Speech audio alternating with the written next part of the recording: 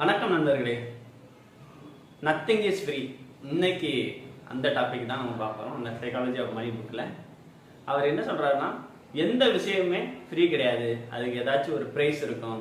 Most of the time அது காசை வச்சுருக்கும், மணியை வச்சுருக்கும் அப்படின்னு சொல்கிறாரு. நிறையா விஷயங்கள் அவர் என்ன சொல்கிறாருன்னா, ஒரு விஷயத்தை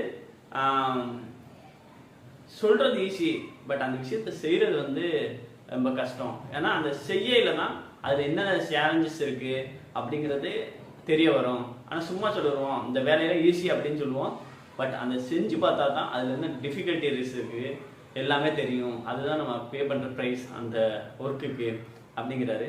அதுக்கப்புறம் என்னன்னா, நம்ம எப்போதுமே ஒரு ஒரு எக்ஸாம்பிளுக்கு அவர் என்ன சொல்றாருன்னா, இப்போ ஒரு கார் வாங்குறோம்.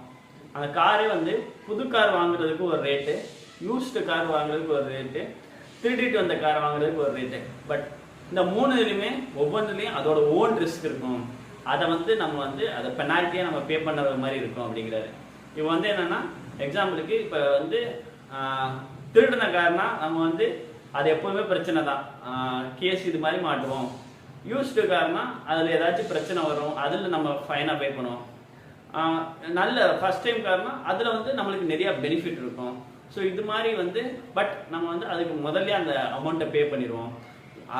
அதே மாதிரி சொல்கிறாரு. ஸோ இந்த மாதிரி விஷயங்களை நம்ம எப்போ என்ன பண்ணுவோம்னா, இந்த சூஸ் பண்ணையில் இந்த ஷேர் மார்க்கெட்டை ட்ரேட் பண்ணுறதெல்லாம் இந்த திருடு காரை வாங்குற மாதிரி தான் அப்படின்னு சொல்லிட்டு சொல்கிறாரு.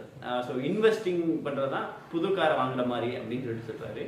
அதுக்கப்புறம் இன்னொரு விஷயம் என்ன சொல்கிறாருன்னா, நம்ம எப்போதுமே இமிடியேட்டாக நம்மளுக்கு அந்த சக்ஸஸ் கிடைக்கிற விஷயங்களுக்கு நம்ம ஈஸியாக பே பண்ணிடுவோம். லாங் டேர்மில் இருக்கிறதுக்கு நம்ம பே பண்ண மாட்டோங்கிறாரு. அதுக்கு எக்ஸாம்பிளுக்கு என்ன சொல்கிறாரு, இப்போ ஒரு கார் வாங்குகிறோம், இல்லை ஒரு வீடு வாங்குகிறோம், இல்லை ஒரு வெக்கேஷன் போகிறோம், அதெல்லாம் அது இமிடியேட்டாக அது அந்த ஜாயை கொடுக்கறதுனால அது நம்மளுக்கு தெரியல.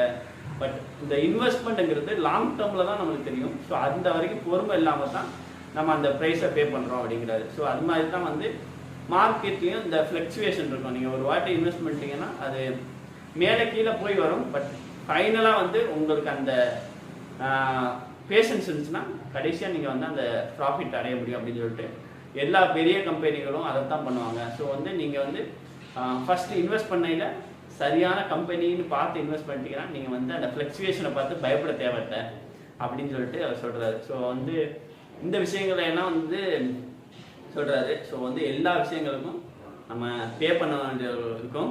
அது மோஸ்ட் ஆஃப் த டைம் மணியாக இருக்கும். அது எந்த நேரத்தில் பே பண்ணுறோம், எப்படி நம்ம பேஷன்ஸாக இருக்கிறத பொறுத்து தான் நம்மளோட க்ரோத் இருக்கும்.